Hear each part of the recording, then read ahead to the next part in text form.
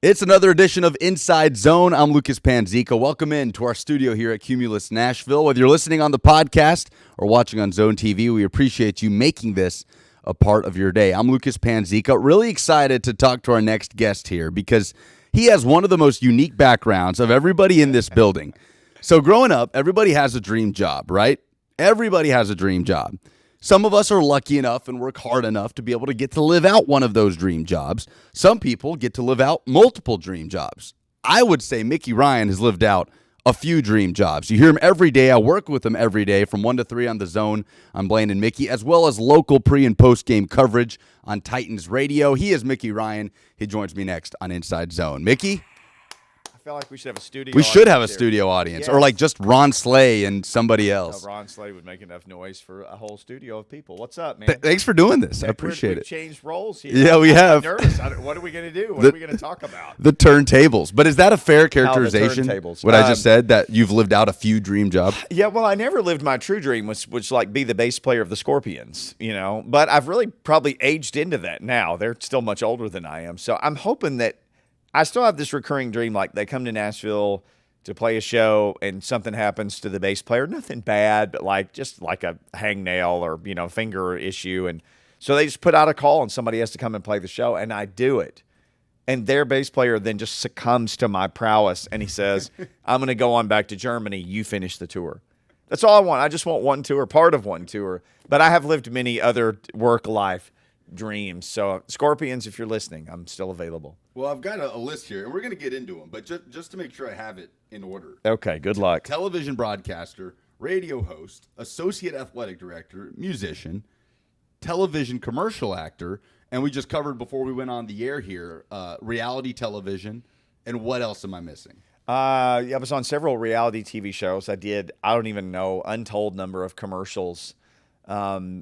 I was a pharmaceutical salesman. I launched Ambien once upon a time. So if you ever slept with the help of Ambien, you're welcome. Or sorry. Yeah. Or sorry. I'm sorry if you made anything crazy happen. I worked for 2 pharmaceutical companies. I worked for a fraternity right out of college. I worked for Dillard's all through college. I worked at a grocery store all through high school. And I was a farmer as a kid. So, we could triple the length of the show if you really want to go into everything. Well, of all of those that you just listed, what was the one that you wanted to do most as a little kid? As a little kid, this is funny because I've had a lot of people ask me, people there, my son wants to get into sports talk radio. Is this what you've always wanted to do? Or this, you're living my dream. Is that what you always wanted to do? It's a true story. I'd never heard of sports talk radio until I was probably over 20 years old. It just didn't exist where I was. Memphis, we listened to some Memphis radio, and they had 560 in Memphis, and there were guys talking. So I was vaguely aware of it, but it's not anything I ever thought I would do. Honestly, I thought once I became kind of fixated on Arkansas State, which was right up the road, I thought maybe one day I could be the voice of Arkansas State. So a lot of my broadcast dreams were, gosh, if I could they were the Indians then, not the Red Wolves. If I could just be the voice of the Arkansas State Indians, oh my gosh, that would be the greatest. So that was probably the thing that I was most fixated on. If you'd say, okay, what were you thinking about as a kid? So that was probably it. Does that answer the question, what did Mickey Ryan fall in love with first, music or sports? I played sports I played sports before I ever played music. I didn't start playing music until I was 14 or 15. I got my first guitar. So sports came first. But I've always had such an equal love for both. Like I played in junior high, I was on the football team, and then I marched in the high school band. So I literally at one point would leave football practice and go to band practice. I loved both of them that much. You are a music and sports encyclopedia.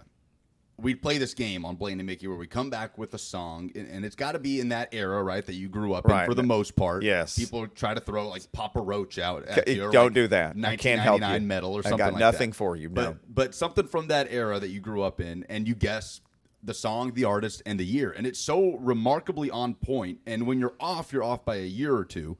And it's like that with sports with you, I feel like. Isn't it funny how those early years are so impressionable when it comes to sports? Because I don't know that I'm on your level, but when I look back at middle high school, 2007 through 14, I feel like I could tell you every week and every depth chart and every play of every Tennessee and every Titans game in that era. But I feel like you're that way times 100 with the teams that you grew up watching. There's a music philosophy, and I don't know who it's tied to. I want to say that I've even heard Dave Grohl say this. And Dave, if you're watching, you can correct me. He is watching. I don't think he's watching. But there's a theory that whatever you listen to when you're 13 years old is what you always listen to. And for me, that's so, and I didn't make that up. And somebody told it to me years later, and I thought, oh my gosh, all the stuff I really like, I liked when I was 13. Def Leppard and Motley Crue and all those things. I liked all that when I was 13. I still like it today, so I'm kind of stuck in that. You had to try so hard. I'm so much older than you. You know, now if you want to know something, you just Google it. But in the 70s, if you wanted to know something about, you know, Kenny Stabler or Fran Tarkenton or Terry Bradshaw or O.J. Simpson, who was only known as a football player then, you had to find a place to consume it. You had to buy a book or an almanac or a magazine. And I don't have a photographic memory for anything school-wise. My teachers can all back me up on that. But anything I ever read, I never forgot about anything like that I was interested in. So one day we were talking about Raiders players, and I said, well, Mark Van Egan was a fullback for the Raiders, and he went to Colgate. And Blaine's like, nobody from Colgate. And we looked it up, and he went to Colgate, and he goes, what year did he get drafted? I was like, 1974. That's what it was. And it was right. And I didn't want to know that. I don't want to waste the hard drive on that, but I can't forget it. And it's the same with all the music that I like. You had to go buy like a crappy Hit Parader magazine, some goofy magazine, you know, from the back of the grocery store. And it was stuff in there just about them being on tour and quotes. But I remembered everything they said. I knew every kind of guitar they played. I knew what kind of amps they played. I knew what kind of strings they used. I knew every story about every song. And I just can't forget any of it. I'd like to, but I can't. So anything that interests me, I hold it. I can't let it go. What's the first sports memory? I got hit the first time I ever batted in a baseball game. I got hit right in the shoulder, and you could see the imprint of the seams on my arm. So I'll never forget that. Musically, the first time you ever pick up a bass, when was that? And why bass? Why not guitar or drums? I mean, you listen to rock. You listen to rock and roll music.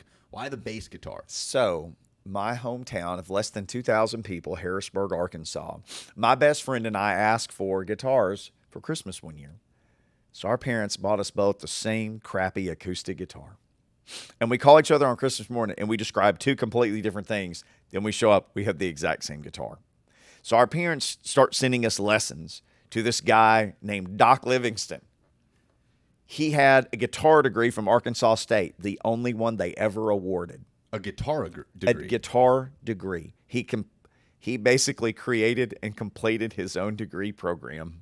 He was a classical guitar player. He had long fingernails. He brewed beer in his bathtub. And he had a cat named Chuck.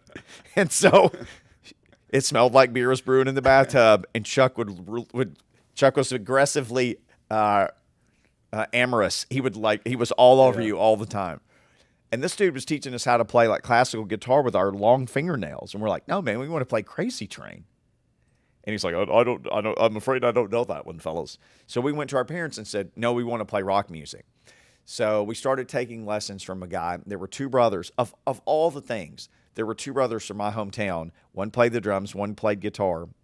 My best friend, who he and I wanted to play together, he wound up going to a lesson with them. They were taking from a guy, and you could go as a band. And so there were two guys there with a guitar and a drummer.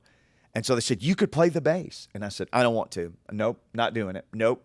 So they took another guy the next week, and he was left-handed. And he just couldn't, the guy teaching music even had a bass, and he was left-handed. It just didn't work. So he said, I don't want to do this. So I agreed reluctantly to do it. And I've played bass for over 30 years since then. Like, the bass has taken me to Europe. I've played with Rick Springfield and 38 Special and every Christian band that you can name, every last one of them, and on the same bill as Keith Urban. And I mean, we don't have all day for me to name it, but all because I reluctantly played the bass. So it's not like you have this big musical influence of a bass player that inspires you to pick up a bass. First, you pick up the bass. That comes first, right? Like a chicken or the egg thing. Yes. You pick up the bass, and then who is that influence that you find after you pick up? Like when you pick up a bass, who most influences your bass playing? Here's the funny thing about that. My mom listens to this day and always did soul music. Somebody asked my mom, Connie, who's your favorite Beatle once? And that was in her wheelhouse, that age group. And she said Otis Redding. My mom was straight soul music. So we listened to WDIA in Memphis, which is an AM station, and we listened to K97, which was an FM station. There was, once upon a time, kids, people listened, there was AM radio. But we listened to Stax and Motown. Well, once I picked up a bass, I realized I've been listening to bass music my whole life. And it just came so natural to me. And I wanted to play, all these hair metal songs, which the bass just went ding, ding, ding, ding, ding, ding, ding. But what I realized, my fingers wanted to play all the things I'd been hearing on the radio my whole life, James Jamerson and all these fantastic rhythm, soul, funk music bass players. And I was never as good as any of them. But as I grew musically and as I kind of spread my wings and played more different kinds of music, people would always say, man, you don't play like a metal bass player. Well, I had a whole education of Motown and Stax out of Memphis. Duck Dunn. And I never even realized I was getting it, but that's where it all came from. So are you the only metal / soul bass playing youngster in all of Harrisburg, Arkansas at the time? I was the bass player in my hometown. And what's funny is we formed this band, and those two guys sort of disappeared pretty quickly, the two brothers, and we found another drummer, another guitar player, and eventually we found a good singer. And when we were 17 and 18 years old, and this is so strange to describe to people, there was an unbelievable music scene in Northeast Arkansas. And we're talking a bunch of teeny tiny towns with nothing but rice fields in between and 2-lane highways. But somehow that doesn't surprise me with Memphis right there, right next door. And there was a little bit of the influence of Memphis just because Memphis culture was so close. It was 55, 58, 60 miles away from where I was from. And we were influenced by Memphis TV and Memphis radio, although we had an ABC affiliate in Jonesboro that was closer. And Jonesboro was about 20 miles. Memphis, like I said, was 50-ish miles away. There was that influence, but nobody played blues music, if that makes sense. So you'd go to Memphis and you could see this amazing blues music. But at the time, there also became all this, it's crazy to say, there was a metal scene in Memphis. There was a band, Tora Tora, and they made it. And they're my age. Like, I'm friends with Anthony, the singer, now. They were on MTV. They toured with The Cult. And we used to play the same gigs as them. We started getting gigs in Memphis on Beale Street. I played on Beale Street as a teenager because there were on the New Daisy and some places where it wasn't all blues, rock bands could play. So I was over in Memphis playing with like bands that actually wound up making it. As a high schooler? Yes. And we were doing all this. We had no help. I mean, our parents were supportive, but they didn't know how to make things happen for a rock band. We had no management. We managed ourselves. We bought our own PA. We booked our own gigs. We had a little tour that we played around Northeast Arkansas. We got a job opening up for the best band in the area. It was these guys with all these muscles, the Kai Haley band. They were built to rock, and we opened up for them. It was just nuts. And we were playing bars, and we were teenagers and watching people fight while we played Give Me 3 Steps by Leonard Skinner. I mean, Chicken Wire. We were one place that we played, the Cardwell Country Club in Cardwell, Missouri, which if you blink, you'll miss it. It was not a country club. That was just the name. It's a club in the country. The singer, we wound up eventually later with a singer and a drummer who were brothers, and their parents strictly said, you cannot play there. It's unsafe. And we booked a gig there and played it, and they said they were just spending the night at my house. But we were young enough that, spend the night with their house, and we went and played a gig at the Cardwell Country Club. And you have the Chicken Wire. They were one step away from putting up Chicken Wire. It was not up, but I think it went up after that because of the fight that occurred while we were playing Give Me 3 Steps by Leonard Skinner. It's an inflammatory song, I guess. Right? You have no idea how it set the people off there. So music and sports are just like this parallel driving force in your young life as you go to college at Arkansas State in 1992. Well, I finished in 92. Or I'm sorry, But I'll in take 88, that. in '88, in the late '80s. Excuse me. But you get there, and you get there to study journalism. Mm-hmm. I mean, that was still kind of swimming around in your 100%. mind. I knew that's what I had. My father was a politician. He was basically the mayor of the county, but in Arkansas, it's called county judge. So he was good friends with all of the newspaper reporters and all the TV reporters. So even as a 16, 17, 18-year-old kid with a fantastic mullet, and there are pictures to prove it, I would go and ride with the TV reporters, or I'd get to spend a day with the newspaper reporters. They were friends with my dad, and he said, it's apparent. He's like, he's really interested in this. So I knew that I was going to probably, by this time I thought, okay, TV. Arkansas State had a good TV department, and then I'll work my way into the voice of A-State on the radio, but I'll go be a TV anchor too. So straight up going there for journalism, also had a band. So at this point, I'm 18, and I think, oh my gosh, life is so easy. I've got all this figured out. Yeah. Little did I know. So you get through college, and it's 1992, Mm-hmm. and you graduate, you have your degree. And at that point, are you mulling it over in your mind, saying, okay, if I'm really going to get into this TV thing, then the music might have to be left behind, or vice versa? I know it took a couple of years before you eventually did get into the TV world, but when you graduate college, how is your mindset different in 1992 than it was when you started in '88, just from a career perspective? I wanted to go and try to make it wherever that was. Musically. I wanted to make it musically.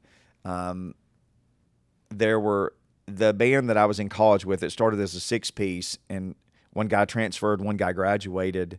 A guy named Chris Cry, who will come back into the story later. He graduated. He was the oldest guy in the band. The guitar player and the drummer graduated. So the singer and I, we were the last two guys in school. We were the same age. And I basically told those guys, I'll move wherever you guys would move if we thought we could make it. If you want to go to Nashville, we were college music, college rock, like REM, stuff like that. Yeah. This is what influenced us. We'd written a lot of originals. We knew we couldn't make it out of Memphis because there was no big scene for that, and we wouldn't have had to move to Memphis. We could drive back and forth.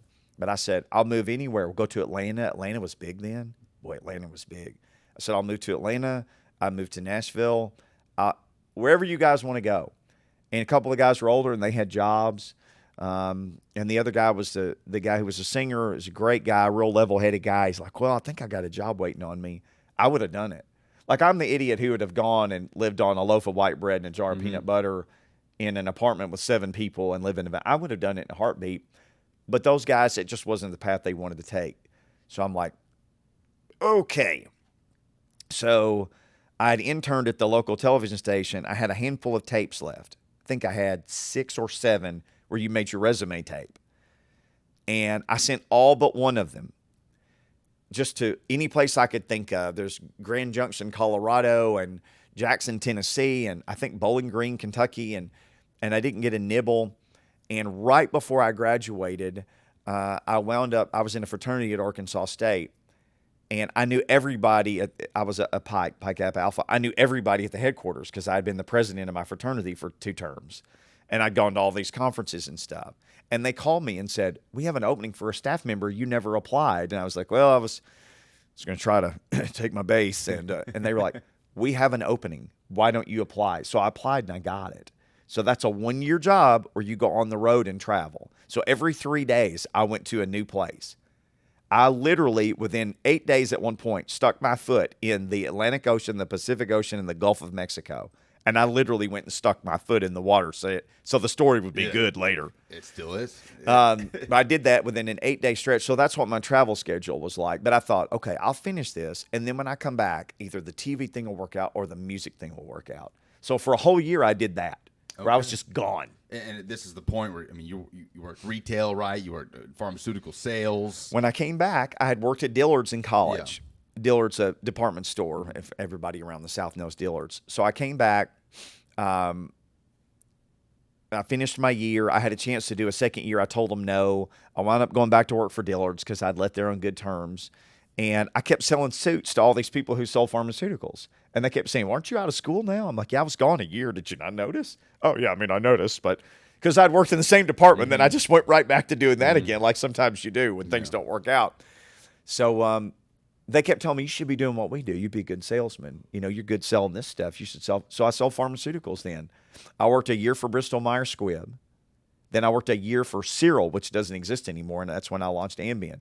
So by this time, we're 3 years down the road. Since graduating. Since graduating college. So that puts me at 95. So I had one resume tape left. One. Remember I told you. The one you didn't send. I had like 7. I sent 6. I had one left that I'd always kept in. It was in my underwear drawer. So a girl that I had gone to college with called me and said, are you tired of selling crap and doing that? And I said, like, well, I mean, I get a company car and it's a good job. And she's like, are you happy? And I said, no. She said, do you want to work in TV? I said, yes.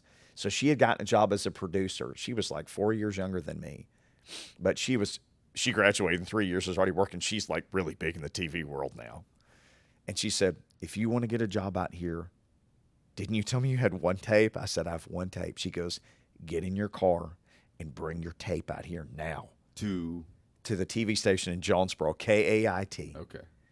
And I get in my car and I drive out there with my one tape. And I walk in and she told the then news director, you need to meet Mickey Ryan. You need a reporter. He is a reporter. He's wasting his time in pharmaceutical sales. And that dude watched that tape and hired me. And so I was off and running in my TV career. I was $12 an hour. No, I'm sorry. I didn't make $12 an hour. I was $12,000 a year. Yeah. So I worked 1 year. That sounds I more worked correct. 1 year for $12,000. I was the overnight reporter. Everything that froze, burned, exploded, or got shot at, that was what I covered overnight. I was the overnight reporter for a year. Yeah, and I don't know that those rates have gone up, by the way, in small market television $12,000 salaries. Yeah, I think that might still be the number. Real quick, the storm chasing story. I've heard you tell this so many times, and I bet the 3HL audience, when you were on 3HL, remembers this story. But please remind me of the story when they asked you to go into basically the belly of a tornado in rural Arkansas. So I'm there. It is 10. The local news goes off not at 10:30. It goes off at like 10:31 or 2, probably actually. We were 1 minute away from the news ending. There's a clock in the studio, and I was watching the clock. And when it got to 59 seconds, and the weather had been bad, y'all know what it's like around here. Same there. The weather had been real iffy all day, but I thought, oh, I made it. And I watched the clock go under 1 minute. I spun around, walked out of the studio, because I'd filed my story, whatever it was for the day as a reporter. And I go to get my stuff. I had a little metal locker. I go to get it. And I've got my camera and all my stuff, and I'm putting my gear away. And the news director, I hear like his footsteps, and you know what his footsteps are. Harvey. I knew what his footsteps sounded like. And he comes in and he goes, where do you think you're going? I was like, I was going home. And he goes, did you not hear the last 40 seconds of the news? I said, no. He goes, oh, it's all on. And I said, oh. And he goes, you need to get your camera, get all your rain gear, and go get in Unit 1, which Unit 1 was a Chevy Lumina. And I said, okay. So I go and get in the Lumina. He goes, when you get in the Lumina, boy, this is a million years ago, kids. He said, turn the radio on. We had two-way radios, like a CB. Not a phone, a CB radio. Sure, yeah. He goes, turn on the radio when you get in the car. I go out there, I pack all my stuff, I put my stuff in. I have no idea where I'm going. I just know it looks really bad outside. This is dark. By this time it's coming up on 11 o'clock at night, and it's bad. And you just know what that feels like. And so I get in the car, and I start it, and I back up, and I go to like just sit at the edge of the parking lot to leave. I got to know to turn right or left based on where he tells me to go. And he says, you're going to be going to Smithville. Smithville is where everything is happening. You're going to be going to Smithville. And so I picked up Smithville. So I hang this thing back on the bottom dash of the Chevy Lumina, and I turn on the radio. And this is as true as I'm sitting here. There was a DJ on, and I'm sure I knew who it was at the time, but I don't remember now. Maybe it was my friend Phil. And he goes, well, I'll tell you what, guys, it's crazy out there tonight. If you are out, whatever you do, avoid Smithville. Repeat, do not go to Smithville. I drove right into the teeth of a tornado. It was like Twister.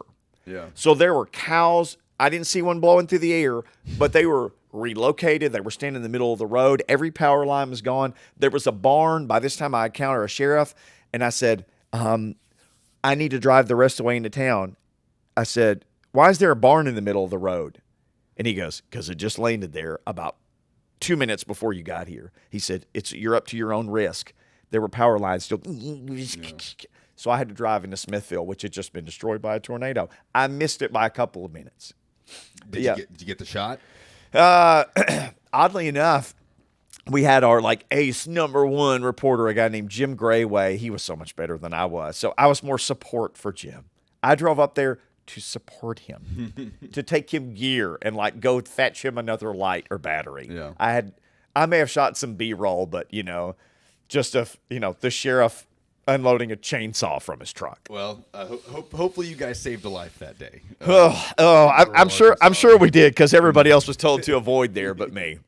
Well, I know your next television stop is Bowling Green after that, which is obviously what leads you on your path to Nashville. But before we bring you to Nashville, what did you learn doing television that you least expected when, Mickey Ryan getting into college says, I want to be on TV? I really wanted to do sports, and I learned that I did not want to do news, that I had no place in hard news, because we would have a little meeting every day at about 2 o'clock, and they'd say, okay, they had a whiteboard, and they would write on it the available stories. So we had this guy, Jim, and we had a girl named Jenna, and it would be like murder in Hoxie, Arkansas, and she'd be like, I want the murder. And it would be like, extensive storm damage in Wiener, Arkansas, and Jim would be like, I want that. And I would be like, Is there really a craft fair in Poplar Bluff, Missouri? I'll drive up there and do that. Really? I'll take it.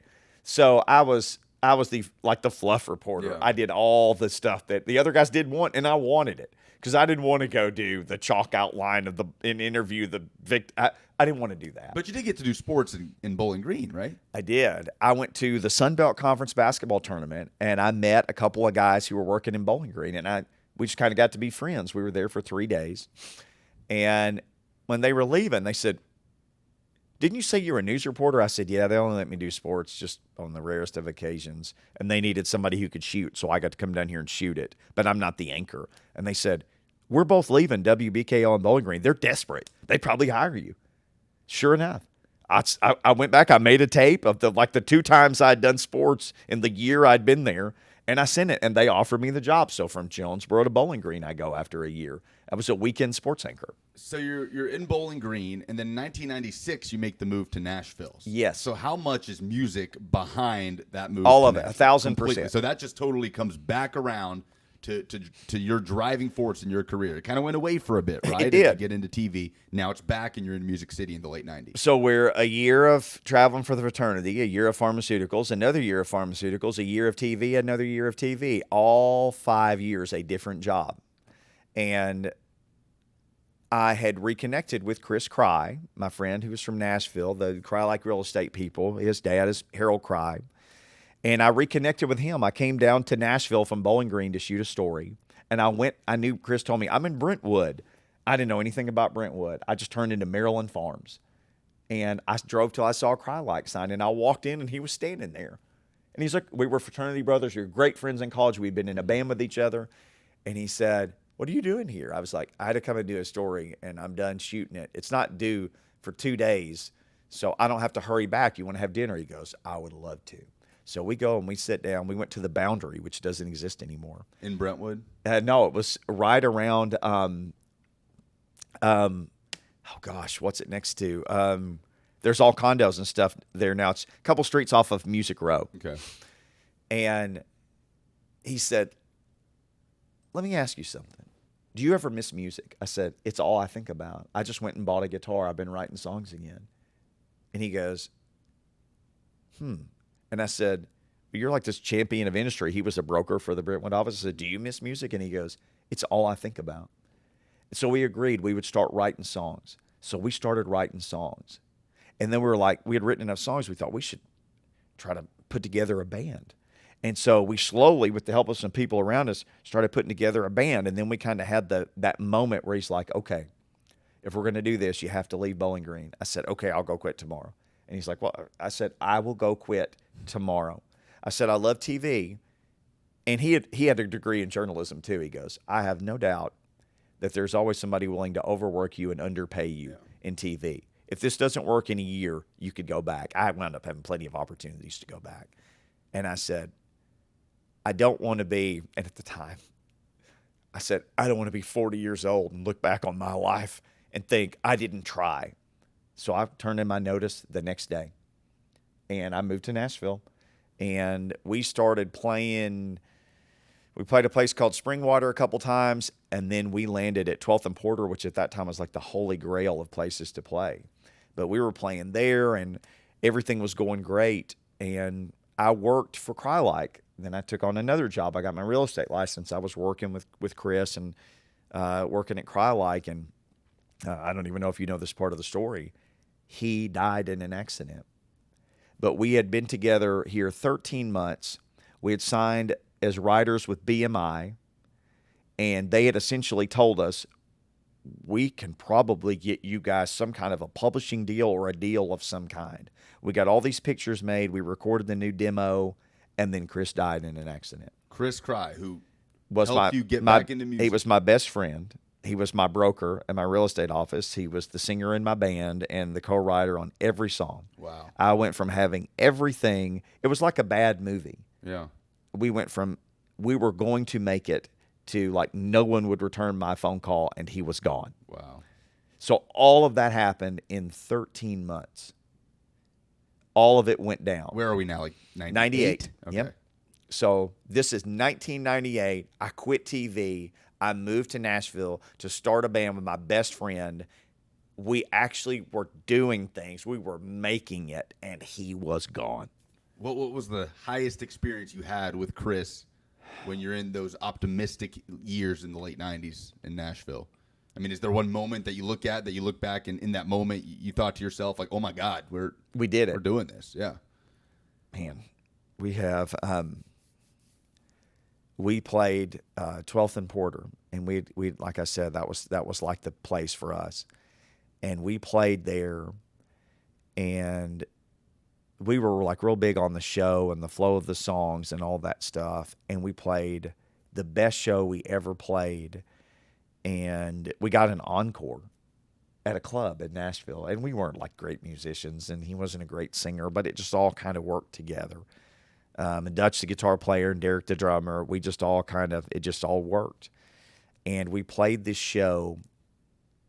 I have a recording of it. I mean, I have the board recording from the mixer board. I still have it. And I just hear how the crowd reacted, and I remember exactly how I felt in the moment. It's probably the best show that I felt like I'd ever played as a bass player.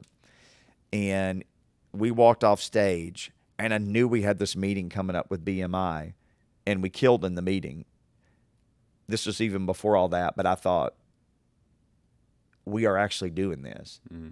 Like in a town of musicians, here we are, two guys in real estate, and we're going to do it.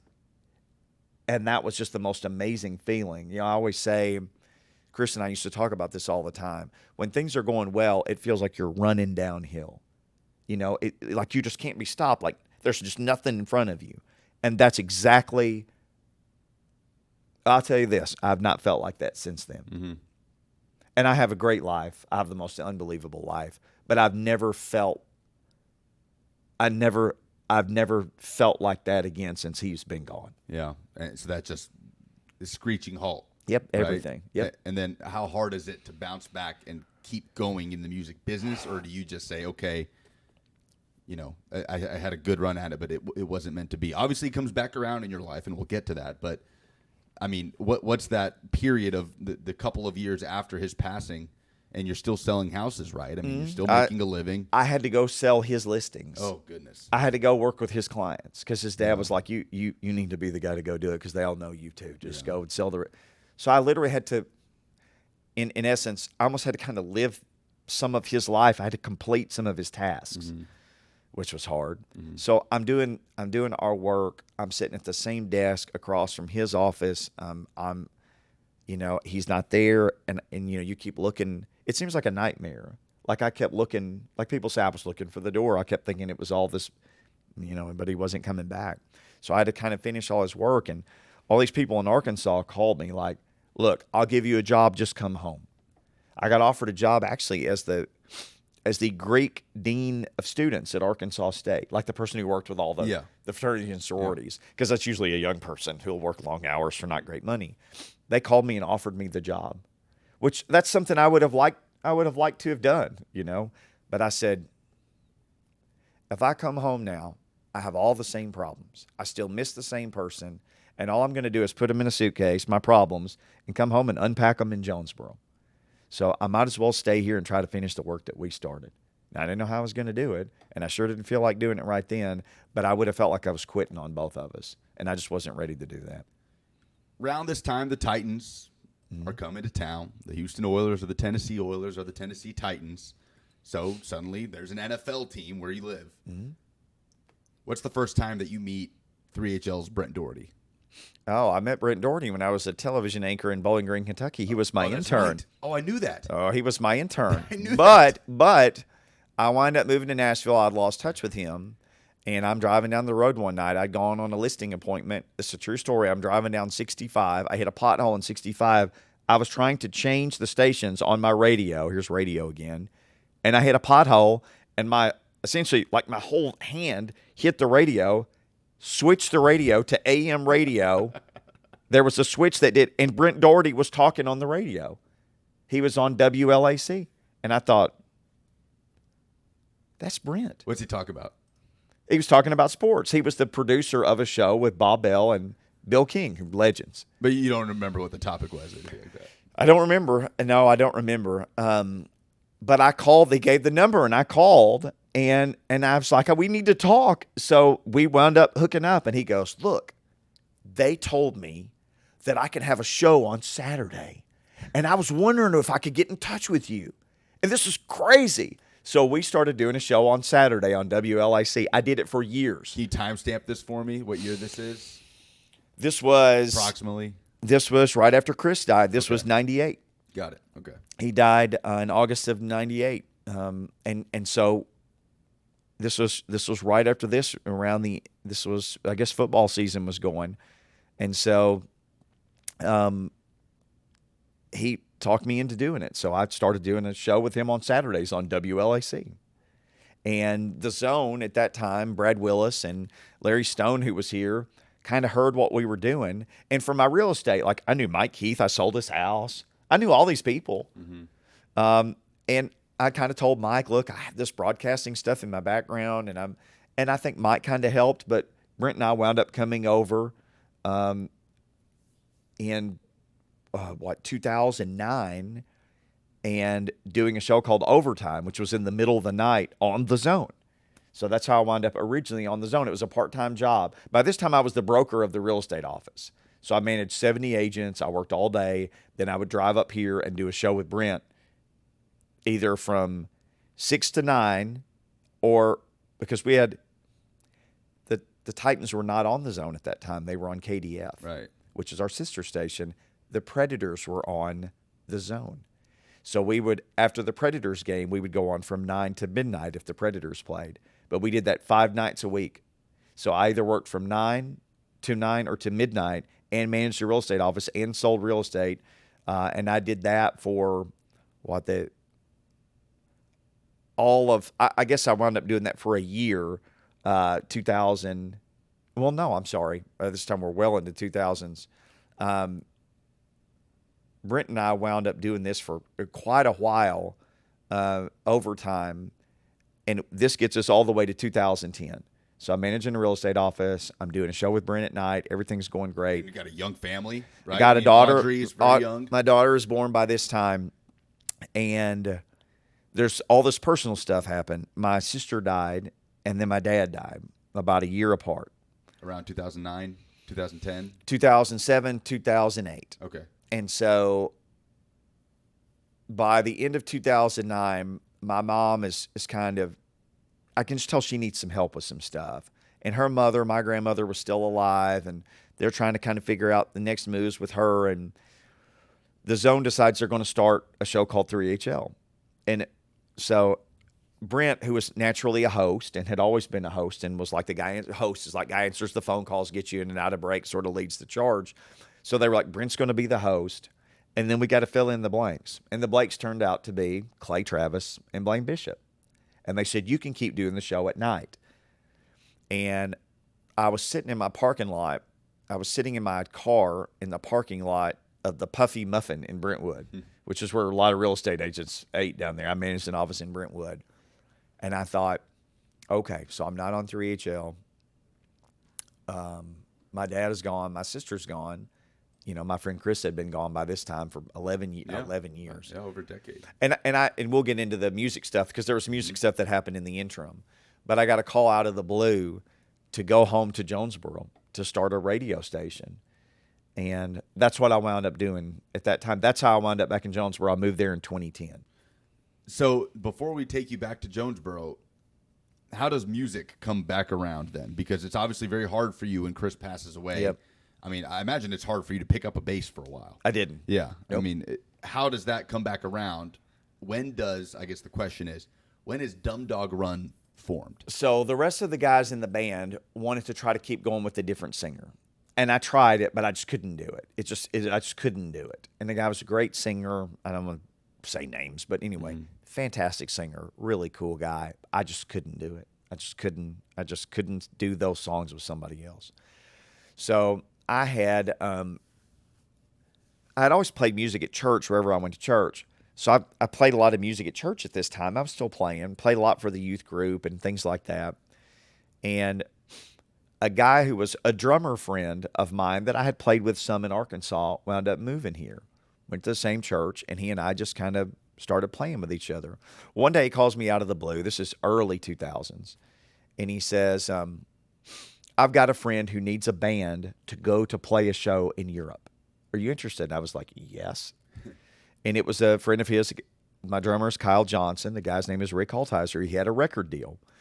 And so he needed a band to play 2 shows in Holland. So we go and meet with him, and we walk around and we agree, like, we're going to play these shows. So we learned 2 albums worth of material of his, really complicated songs, and we go and we play 2 gigs in Holland. And on the way home, he was like, look, my deal's basically up. I just want to write some fun, just dumb, fun rock music, because his music was really complicated. And I was like, look, man, dumb is my middle name. Like, you want to write just riff rock? And he's like, yes. I'm like, it was like a cloud had been lifted. Mm-hmm. And so he was like, let's the 3 of us just start getting together. And we wrote a song a week for I don't know how many weeks in a row.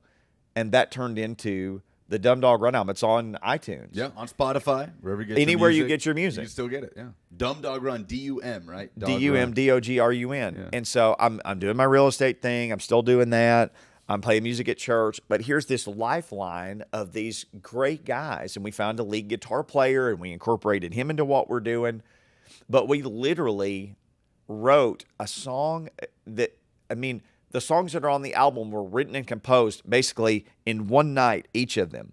And that album, we released it. That was 2004 or so. It got album of the year by like some independent music publications. We had several people tell us, by this time we were too old, if you guys are younger, I'd sign you tomorrow. But that time had kind of passed. But too old. So what? You're in your It was in my 30s. Yeah. Rick was 10 years older than me. Kyle was 7 years younger than me. So we were literally from like 23 to 30 to 40. Are you married yet? Have you met Christina and married? Oh, yeah. I met Christina in 2000. We married in 2002. And so it would have been difficult, but it was one of those things of, okay, this just has to be good enough that we get together, we play around here some, and we create music.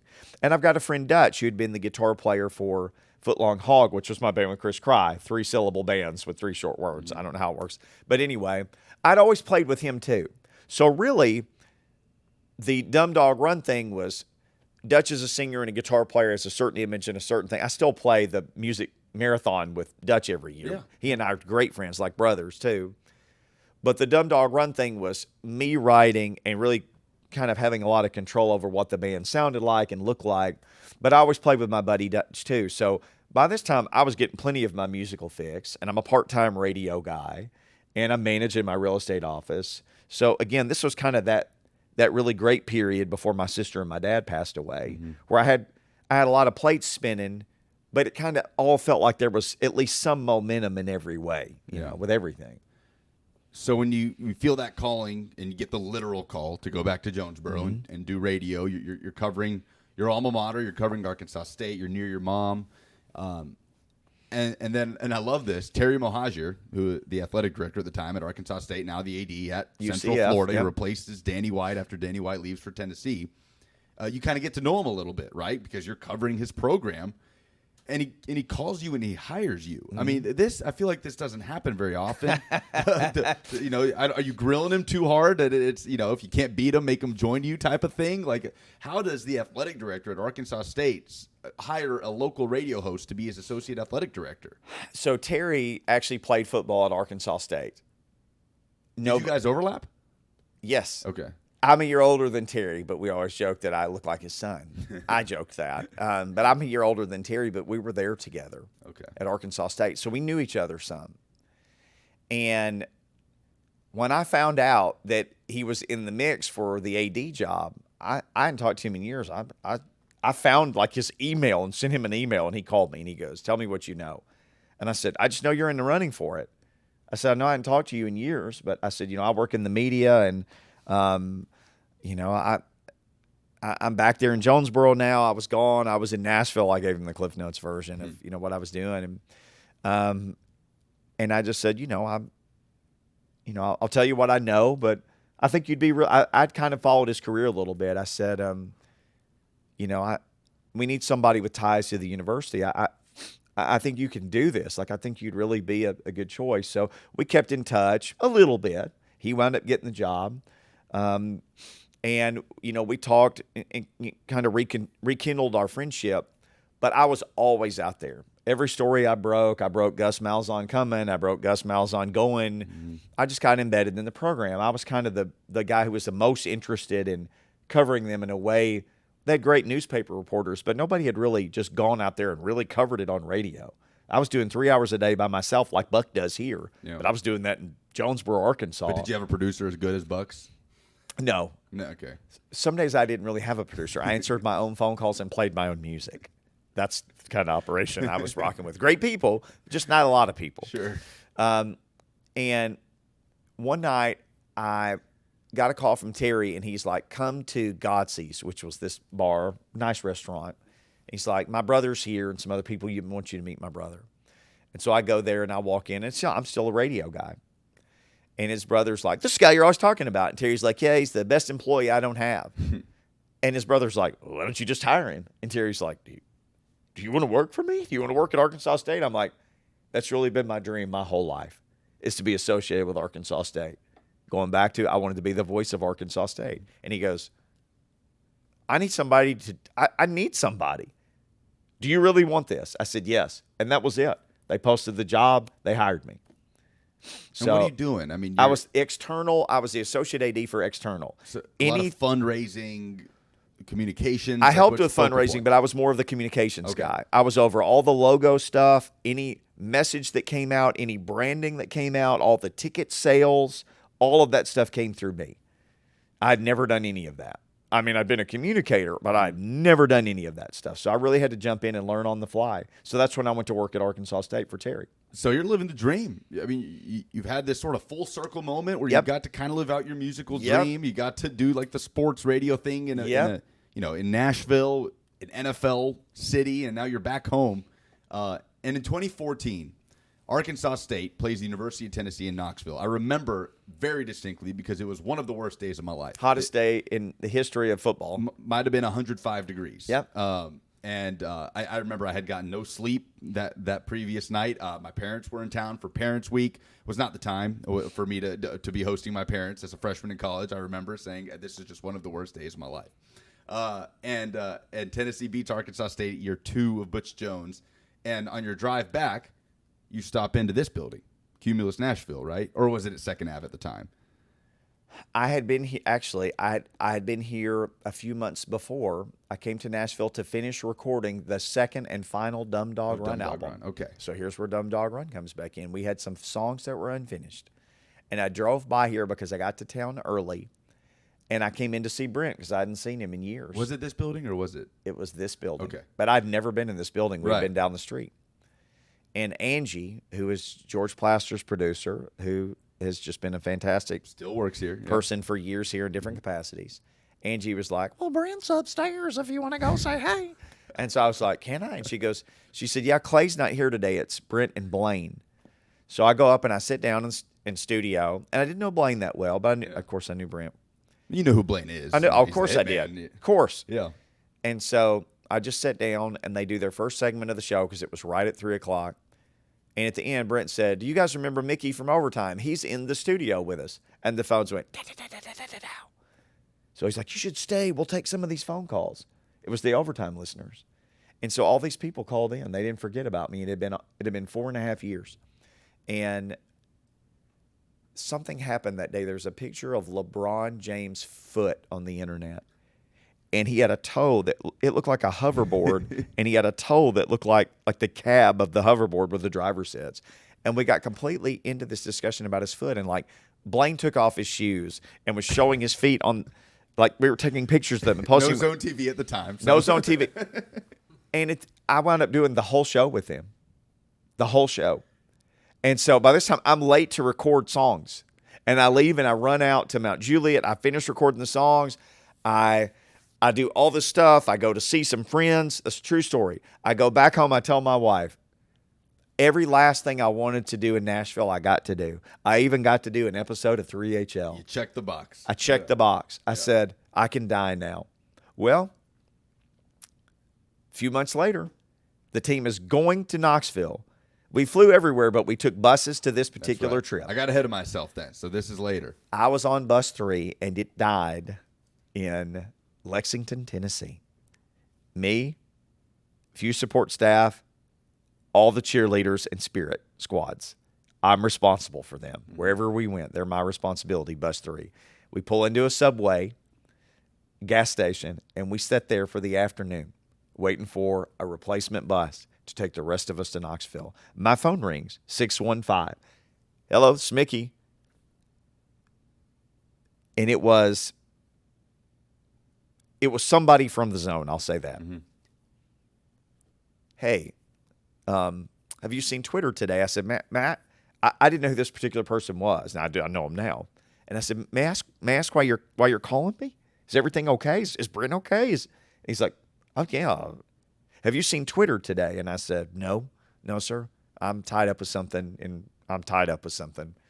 I'm literally just sitting in a parking lot. I'm sitting in a parking lot on the concrete thing to keep the car from driving through this gas station Subway in a suit. And he says, well, can you talk for a minute? I said, I can talk for a minute. And he said, we have an opening at the radio station. I don't know if you've seen it, a very public opening, because Clay had left. Mm-hmm. And I said, I haven't seen any of that stuff. And he said, are you interested in coming back to the radio station? And I was like, honestly, man, I'm just trying to survive this afternoon. I said, I don't work in radio anymore. And they said, we know what you do. I guess this person had heard the show that I did with Brent and Blaine. And so I said, I'm going to have to call you back later. And that was it. And by the time we got to Knoxville, it was after midnight. I never called them until like 2 days later because it was the weekend then. This was Friday. So you don't call till you're back in No. Jonesboro. So I left a voicemail that night on it because it was a work phone number. And I was like, I'm sorry. It's 12:15 Eastern. I'm in Knoxville with the team. I'll talk to you Monday. So Monday, it's like, look, we're trying to fill this spot. It's big shoes to fill. Clay did great. He's going to go do his own thing, and he's got all these big plans. But we have to keep this show going. And you came in and did the show seamlessly. It was like you were on the show, and it was all LeBron's foot. That was the whole show. Embrace debate. Yes. And so I was like, well, I need to talk to my family. I need to, talk to my wife, and let me talk to her. And okay. So she actually drove to the game. She was pregnant with Rabble, my son, Chris, in that hottest day ever. And so I rode back with her, and we get in the car, and I said, do you ever want to go back to Nashville? And she goes, well, I mean, I do miss Nashville. I said, I just got offered, at least the opportunity to talk to them about a job on 3HL. So if you don't want me to pursue it, I won't pursue it. But if you want me to pursue it, she said, I would like for you to pursue it. So I pursued it. And then here we go. Then I wind up. And that took a little while, but it came together pretty quickly because Clay was gone by this time. So they needed somebody. And here I come back to the Zone. I'd completely given up. I had no thought anymore about radio, zero thought about it. Somebody asked me once, what could I compare this to? And I said, it would be like if you'd been a minor league pitcher and nothing worked out, and you shook hands with your organization and left, and then years later, you were just in the park playing catch, and they saw you and said, would you like to come back and join the starting rotation? Yeah. It's the same odds. An afternoon drive. It's the same odds. So I've been the most lucky person in so many ways and the most unlucky person in other ways. And this was one of those times. And I know there are people who hate me and think I'm lucky to be on the station still. But this is just out of the blue. I'd completely forgotten that I would ever do radio again. And then I come back to Nashville, and here we are, 7.5 years later. 7.5 years, yeah. It's amazing. I remember that game, that Arkansas State game, like it was yesterday. Me too. Two touchdowns, Marquez North. Josh Smith hurdled a guy, I think. Oh, it's a great game for Tennessee. It was second. I heard third down for Watts so many times that day. Yeah, that's right. So many times. They put a speaker right behind our bench. Oh, man. It's crazy how that stuff just goes full circle. And now here we are. You've been here 7.5 years, and we're sitting here talking about it. But, again, just another one of those dream jobs. Just check it off the Mickey Ryan box. And people have asked me about the radio thing, and I said, honestly, I never dreamed this big. Yeah. I never did. I mean, I was kind of like the Chiefs. Mahajer and I joked. That was our one bond in college. We both liked the Chiefs. I got to do a playoff game, pregame show from the press box at Arrowhead. I got to do a playoff game pregame show from New England with the Patriots. I've been to so many Titans games and Preds games, and you just name them one after the other, and all the people we've gotten to interview and go to Super Bowls, and Dan Marino and everybody under the sun, and Peter Frampton and Jonathan Cain of Journey. Like, I never dreamed I'd get to do any of that stuff. So when people ask me, you're following your dream, I'm like, no, I never dreamed this big. I had no manual for this. We've gone almost an hour, so I do want to let you get home to your wife and your children. But, sorry about that. But no. I'm sorry. But I do have to hear the story about you going on The Apprentice or finishing the top 50 of The Apprentice. Okay. So I had gone, I was working in real estate. I'd come to Nashville for something. I don't remember if it was closing related or what, but I was trying to take a shortcut through Green Hills, and I drove past Belmont. And I saw one of my real estate agents standing on the sidewalk. And I said, what are you doing here? And he goes, they're trying out for The Apprentice. Get in line with me. So I parked. I get in line. We walk in. And they would sit you at a table with 5 other people. And you were just supposed to talk. Well, I started telling some stories. And so we leave, and they come and tap me on the shoulder. Listen, we're going to be back in touch with you. Is all your contact information correct? I said, yeah, sure. So a couple days later, they called me and said, can you come in 2 hours to the Renaissance Hotel in downtown Nashville? And I said, sure. Who do I? They said, we'll find you. It was like spy type stuff. Yeah. So I walk in the Renaissance Hotel, nobody. Go and sit down on a bench, nobody. Eventually, like somebody just appears next to me, tap me on the shoulder, come with us. Get on the elevator, go upstairs. It was these 2 ladies. One was a show runner, and the other one was like a producer. And so, not the producer, but just a show producer. So they said, we need to make a video of you. We're going to interview. So they interviewed me. So when I got ready to leave, they said, you're going to hear from us again. So they sent me a list of instructions. You have to make a video. You have to do all this stuff.